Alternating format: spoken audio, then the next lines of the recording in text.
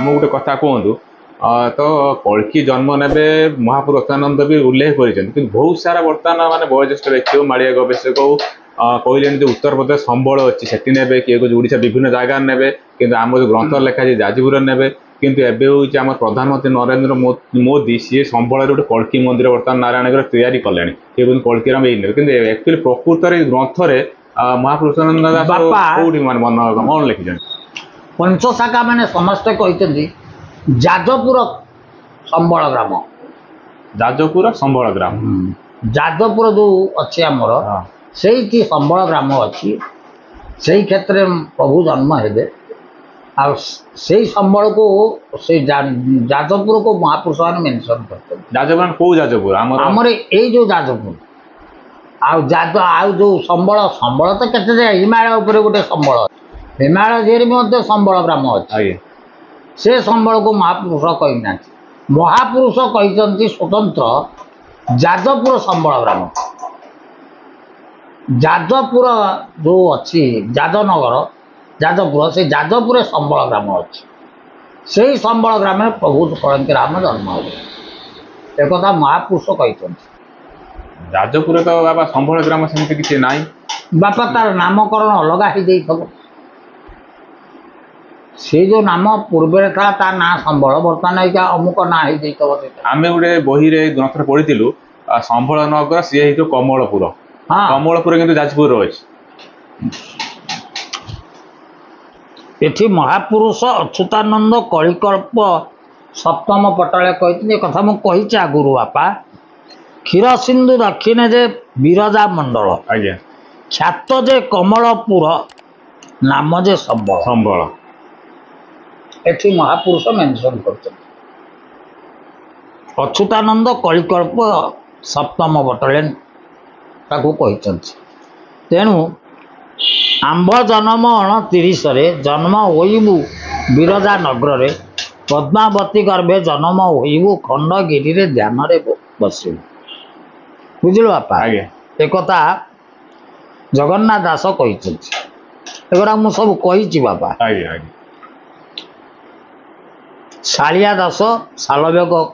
कली भागवत कहते जाजन नगर बोली जान बैतरणी नदी तीरे कोण विरजा शासन पाखरे पूर्व भागरे आडंबर विप्र मिश्र ब्राह्मण घरे ता घरे जन्म श्रीधरे ये सब प्रमाण है बापा जाजपुर ठार अल्प दूर रे कमलपुर बोली एक ग्राम अच्छी रही से ग्रामर निकटवर्ती स्थान संबल नाम नामित पुणी पंचशाखा पराब्द जना जाए जे जाजपुर निकटस्थ महल ग्राम महल ग्राम से संबल ग्राम रही बुझे बापा तेणु महापुरुष एक कथा जाजपुर को निर्णय कर पंचशाखा हाड़ुदास अन्यान्य गोस्वामी माने से जाजपुर को निर्णय करते लोक माने अनेक भावुं कौटा ओडिशा बाहर जो कहले संबल नगर ताको बर्तमान मोदी मंदिर तैयारी कले से भावी जा किंतु महापुरुषों लेखा अनुसार संबल ग्राम जाजनगर नाभि गया विरजा क्षेत्र केवल जाजपुर ओडिशा रे अछि आउ कौटी ना से ओडिशा रे जन्म हेबे प्रभु सत्य जुगरे नृसिंह ओडिशा बाहर जन्म त्रेतार रामचंद्र ओडिशा बाहर जन्म द्वापर कृष्ण ओडिशा बाहर जन्म कली रे कलंकी राम ओडिशा रे जन्म हेबे तीन जुगरे जो महापुरुष प्रभु आसी सब ओडिशा बाहर जन्म हेबे ओडिशाटा होची गोटे स्थान जे स्थान चारि धाम रु गोटे धाम सत्य बद्रीनारायण त्रेतारे रामेश्वर द्वापर वृंदावन कली पुरुषोत्तम ना यहीटा बढ़िया कथा गोटे कहले मुझे जानी नथिल माने ये सब चारि धाम हमर अछि मु जानि तीन धाम भितर प्रभु जन्म हो जाइछत शेष धाम तीन धाम भितर प्रभु जन्म होइछत सत्य जुगरे बद्रीनारायण सत्य युग से धाम प्रभु जन्म होते त्रेतया रामेश्वर अयोध्या जन्म होते द्वापर वृंदावन मथुरा जन्म होते कृष्ण से इलाकार ना कड़ी हूँ पुरुषोत्तम क्षेत्र पुरी पूरी पूरी ये गोटे धाम चारि धाम ये गोटे धाम शेष धाम चतुर्थ धाम तेणु से यही क्षेत्र कहीं न जन्म हे ठीक ठीक से अनुसार गड़ी गड़ी आउची हाँ ठीक ठीक कथा कहले लोक ताको अन्न प्रकार कहतु प्रत्येक जुगरे चारि धाम तीन जुग ऑलरेडी पास कर गले तीन जुगर जो प्रभु जन्म हवा कथा तीन धाम जन्म हो जन्म हे बाकी रही कली जुगर धाम जगन्नाथ धाम तेणु ये जन्म हे जगन्नाथ धाम तेणु कलिजुग जगन्नाथ धाम हूँ तो पुरी श्रीक्षेत्र से गोटे धाम चारि धाम से गोटे धाम चतुर्थ धाम तेणु ओडिशा तो ओडिशा से जन्म ना यहीटा आम संपूर्ण विश्वास है ये जो आम गोटे अफसोस था कि दर्शक मान कन्फ्यूज थे कि एक्चुअली कौटी माने प्रभु कलकिना जन्म ना आपन जोटा आमको कहले युक्तियुक्त कथा सेटा विश्वसनीय हो कि मिछ मु से कथा कहि परिबिनी तांकरी शास्त्र अनुसार मु अनुभव जहाँ करुच्ची सत्य जुगे बद्रीनारायण धाम प्रभु जन्म होते त्रेता जुगे रामेश्वर धाम अयोध्या जन्म होते प्रभु द्वापर वृंदावन धाम महापुरुष मथुरा जन्म होते कली श्रीक्षेत्र धाम चतुर्थ धाम तेणु कलिटा श्रीक्षेत्र बुझे पूरी ओडिशा ओडिशा कलकी राम जन्म एथर प्रभु ओडिशा रही माने कलिजुग ओडिशा से जन्म जन्म हे आपण हजार जगह कहे तेणु से महापुरुष जाजपुर को प्रमाण कर सबू महापुरुष जो कारण सब लक्षण दे सब जाजपुर ही जाजपुर मिशुची जाजपुर तेणु सी संबल ग्राम कौटी था जाजपुर आम दरकार नहीं जाजपुर जन्म हे से संबल ग्राम दौड़ प्रभु तो आम पाखे जन्म आम चिन्ह पारे आम तो सामान्य मानव आमर से दिव्य दृष्टि ना कि दिव्य शक्ति ना चिन्हवा बुझिल तेणु ये कथाटा केत दूर सत्य केत दूर मिथ्या प्रभु विचार करेंगे मनीष अनुभव करेंगे बर्तमान तो मालिका लड़े चली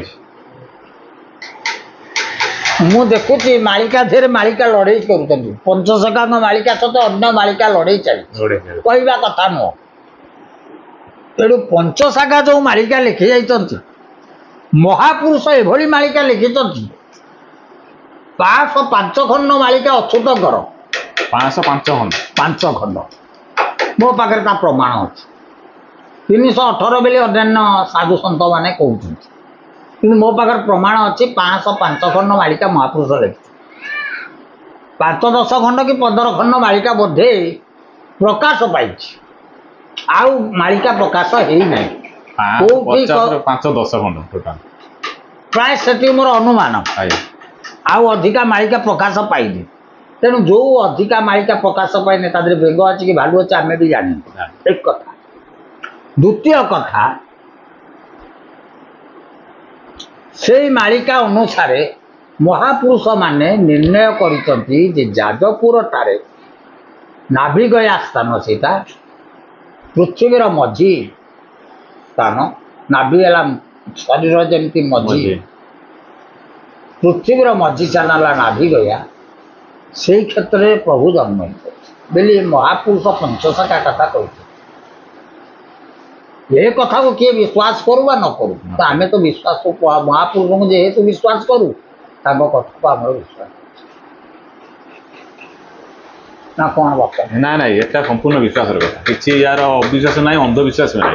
ये संपूर्ण विश्वास कथा या कथा बापा या चलो संसार यही प्रकार नीति तो शेष समय आसी पहुँचला लोक मैंने धारणा आसुना से पछुक से कही समस्त धारणा आसबनी चेतुआली भक्त मान धारणा जमती 19 मसीहा भितर बात्या सृष्टि होता से बात्या स्थल जो होता से स्तर जो से पाखे जो गाँ गुड़ाक थे सी कौन रात भावी नी मो पुओ बाहर करी मो झुआ बाहर करी ମୁଁ ଜମି କିଣିବି, ମୁଁ ଘର କିଣିବି କରିବି, ମୁଁ ଗାଡ଼ି କିଣିବି, ଏକଥା ଭାବିଦେଲେ ସକାଳକୁ ଲୋକ ଗୋଟେ ଗୋଟେ ଗାଁ ବି ନାହିଁ। ମୁଁ ଯାଇଥିଲି ତିର୍ତ୍ତୋଲ ସାଇଡ୍ର ଗୋଟେ ଗୋଟେ ଗାଁ ଲୋପ ହେଇଯାଇଛି। ମାନେ ସେଗୁଡ଼ା ସବୁ ସକାଳକୁ ମରୁଭୂମିରେ ପରିଣତ ହେଇଯାଇଛି। ମୁଁ ଯେଉଁ କଥାଟା କହୁଛି, କିନ୍ତୁ ଲୋକଙ୍କ ସେ ଧାରଣା ନଥିଲା। ବର୍ତ୍ତମାନ ସେଇ ସମୟ ଆସିଛି। ଚେତୁଆଳି ଜାଣିବେ, ସେ ମହାପୁରୁଷ କହି ଚେତୁଆଳି ଭକ୍ତ ମୋର, ସେଇମାନେ ଜାଣିବେ, ଅନ୍ୟ କେହି ଜାଣିପାରିବେ। ଶେଷ ସମୟ ଆସି ପହଞ୍ଚିଲାଣି, ବେଳ ନିକଟ ହେଇ ଆସେ, ଲକ୍ଷଣରୁ ସବୁ ଜାଣିବେ। ତାପରେ ବାବା ମହାପୁରୁଷ ଲେଖିଥିଲେ ମୋର ପୋଠୋଦନ ଯେତେବେଳେ ମୁକୁଳା ହବ ସେତେବେଳେ ଜାଣିବ ଯେ ଶେଷ ସମୟ ଆସିଲା। ବର୍ତ୍ତମାନ ତ ମାଳିକା ମୁଁ ଛୁଆବେଳେ ମୋ ଜେଜେମା କହୁଥିଲା ଅଳ୍ପ କିଛି ମୁଁ ଶୁଣିଥିଲି, ଅଳ୍ପ କିଛି ଶୁଣିଥିଲି। ମଝି ମୋ ଲାଇଫ୍ ଟୋଟାଲ ମାନେ ଭୁଲିଗଲି। ଯେବେଠାରୁ 1999 ବାତ୍ୟା ଆସିଲା, ଯେବେ ଟିକେ ଟିକେ ମାଳିକା ପଚାର ଚାଲିଲା, ଯେବେଠାରୁ କରୋନା ଆସିଲା, ତେବେ ଲୋକ କିଛିଟା ମାନେ ବିଶ୍ୱାସ କରିବାକୁ ଲାଗିଲେ। ମହାପୁରୁଷ କହିଥିଲେ ଯେତେବେଳେ ମୋ କଳ୍ପବଟ ମଣିଷଙ୍କ ମୁଣ୍ଡରେ ବାଜିବ ଡାଳ, ଜାଣିବ ଯେ କଳିର ଶେଷ ବେଳ। ଏକଥା ଅଚ୍ୟୁତ କହିଛନ୍ତି। ସେଇ ଯୋଉ କଳ୍ପବଟ ଡାଳ ଲାଗିବ, ଏବେ କଣ ମହାପୁରୁଷଙ୍କ ମଥାରେ ଡାଳ ଲାଗିଗଲାଣି ନା ଅଳ୍ପ ବାକି ଅଛି ନା? ମହାପୁରୁଷଙ୍କ ମଥାରେ ଲାଗିଲାଣି, ଲୋକଙ୍କ ମଥାରେ ଲାଗିବ। ଲୋକଙ୍କ ମଥାରେ ଅଲରେଡି ଲାଗି ସାରିଲାଣି। ହଁ, ତେଣୁ ଶେଷ ବେଳ ଆସି ପହଞ୍ଚିଲାଣି। ତ ଦର୍ଶକ ବନ୍ଧୁ, ଆମେ ଯୋଉ ବାବାଙ୍କ ଯୋଉ ଭରସା, ଯୋଉ କନଫ୍ୟୁଜ ଥିଲା, ଆମ ଦର୍ଶକ ମାନେ ଯେକୌଣସି ଆମର ପ୍ରଶ୍ନ ଥିଲା ବାବାଙ୍କ ପାଖରେ, ସେମାନେ ଜାଣିପାରୁନଥିଲେ କୋଉଟା ଠିକ୍, କୋଉଟା ଭୁଲ, କୋଉଟା ଘଟିବ, କୋଉଟା ନ ଘଟିବ। ସେଇ ଦ୍ୱନ୍ଦ୍ୱରେ ବହୁତ ସାରା ମେସେଜ ବି ଆମ ପାଖକୁ ଆସିଥିଲା। ତଥାପି ଆମେ ଆସି ବାବାଙ୍କ ପାଖରେ ସକାଳୁ ପହଞ୍ଚିଥିଲୁ। ବାବାଙ୍କ ଦେହ ବି ଏତେଟା ଭଲ ନାହିଁ। ତଥାପି ଆମେ ବାବାଙ୍କୁ ମାନେ ଅନୁରୋଧ କରିଥିଲୁ, ସିଏ ଆମ କଥା ରଖିଥିଲେ। ତଥାପି ଯେକୌଣସି ବାବାଙ୍କୁ ଗୁଟି ଗୁଟି କରି ଆମେ ବୁଝେଇଦେଲେ, ବା ଯେକୌଣସି ବିଶ୍ୱାସ ଭରସା ସହିତ ଆମେ ପାଇଲେ, ଆମର ବି ବିଶ୍ୱାସ ହେଲା। ଏଟାର କିଛି ଅବିଶ୍ୱାସ କରିବାର ନାହିଁ, କିଛି ଅନ୍ଧବିଶ୍ୱାସ ନାହିଁ, ସମ୍ପୂର୍ଣ୍ଣ ବିଶ୍ୱାସର କଥା ବାବା ଆମକୁ କହିଲେ। ତେଣୁକରି ଆମ ଚ୍ୟାନେଲ ତରଫରୁ ବାବାଙ୍କୁ ଅଶେଷ ଧନ୍ୟବାଦ ଜ୍ଞାପନ କରୁଛୁ। ବାବାଙ୍କର ବହୁମୂଲ୍ୟ ସମୟରୁ ଯୋଉ ସ୍ୱଳ୍ପ ସମୟ ଆମକୁ ଦେଲେ, ଆମ ଚ୍ୟାନେଲ ତରଫରୁ ବାବା ଅଶେଷ ଧନ୍ୟବାଦ ଜ୍ଞାପନ କରୁଛୁ। ଏମିତି ଯଦି ଆହୁରି ଭଲ ଭଲ ଭିଡ଼ିଓ ଆପଣମାନେ ଦେଖିବା ପାଇଁ ଚାହୁଁଛନ୍ତି, ତାହେଲେ ଆମ ଚ୍ୟାନେଲ ଉପରେ ନଜର ରଖିଥାନ୍ତୁ। ଯଦି ଆମ ଭିଡ଼ିଓଟି ଆପଣଙ୍କୁ ଭଲ ଲାଗୁଛି, ଆମ ଚ୍ୟାନେଲକୁ ଲାଇକ୍ କରନ୍ତୁ, ସେୟାର କରନ୍ତୁ, କମେଣ୍ଟ କରନ୍ତୁ, ସବସ୍କ୍ରାଇବ୍ କରନ୍ତୁ ଆମ ଚ୍ୟାନେଲ। ଥ୍ୟାଙ୍କ୍ସ ଫର ମାଇ ଭିଡ଼ିଓ, କିପ୍ ୱାଚିଂ। ଦେଖା ଆଗାମୀ ଅଧ୍ୟାୟରେ। ରହୁଛି ଦର୍ଶକ ବନ୍ଧୁ, ନମସ୍କାର।